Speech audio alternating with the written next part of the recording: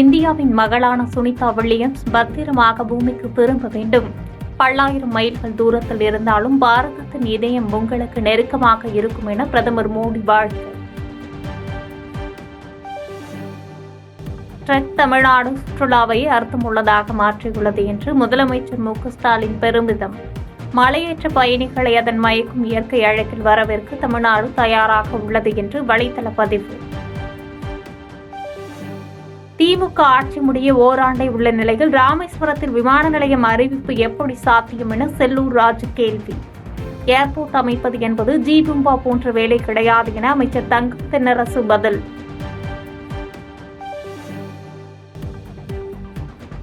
பேரவையில் எதை கேட்டாலும் தெர்மாக்கோல் என்று என்னை ஓட்டுவது சரிதானா? அதிகாரிகள் சொல்லித்தானே நாங்கள் செய்தோம் என அதிமுக முன்னாள் அமைச்சர் செல்லூர் ராஜு பதிலடி. இன்னும் என்னை தெர்மாக்கோல்னு ஓட்டுறாங்க. ஏங்க இன்னைக்கு அமைச்சர்கள்லாம் ஒரு திட்டத்தை அதிகாரி சொல்கிறாங்கன்னா போய் பார்க்குறாங்க. அது மாதிரி எங்கள் மாவட்ட ஆட்சித்தலைவர் எங்கள் முதன்மை பொறியாளர் எங்களை அழைத்துட்டு போகிறாங்க. அதில் அன்னைக்கு மக்களுடைய பிரச்சனைக்காக நான் போய் கலந்துருக்கேன். அதுக்கு என்னங்க, அதை இன்னும் ஓட்டிக்கிட்டே இருந்தால் என்ன அர்த்தம்? நிறைவேற்ற முடியாத திட்டங்களை விளம்பரத்திற்காக திமுக அரசு சொல்லி வருவதாக முன்னாள் அமைச்சர் செல்லூர் ராஜு விமர்சனம்.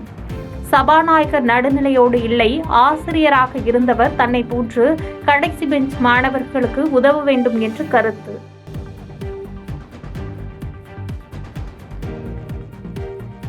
முதல்வர் மருந்தகங்கள் திறக்கப்பட்ட ஒரே மாதத்திற்குள் மருந்துகள் தட்டுப்பாடு என அம்மா மக்கள் முன்னேற்றக் கழக பொதுச் செயலாளர் டிடிவி தினகரன் விமர்சனம்.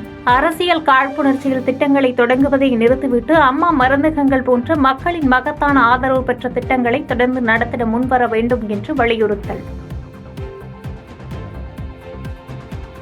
திருப்பூர் மாவட்டம் பல்லடம் மூவர் கொலை வழக்கு சிபிசிஐடிக்கு மாற்றம்.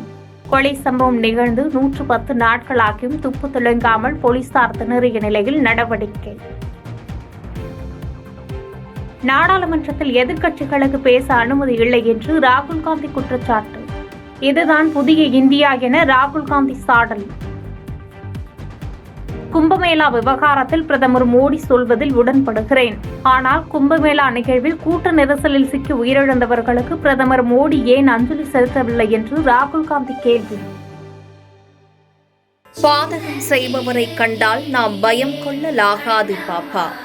மோதி மிதித்துவிடு பாப்பா, அவர் முகத்தில் உமிழ்ந்துவிடு பாப்பா. அண்மை செய்திகளை உடனுக்குடன் தெரிந்து கொள்ள இணைந்திருங்கள் எம் நாடு தொலைக்காட்சியுடன்.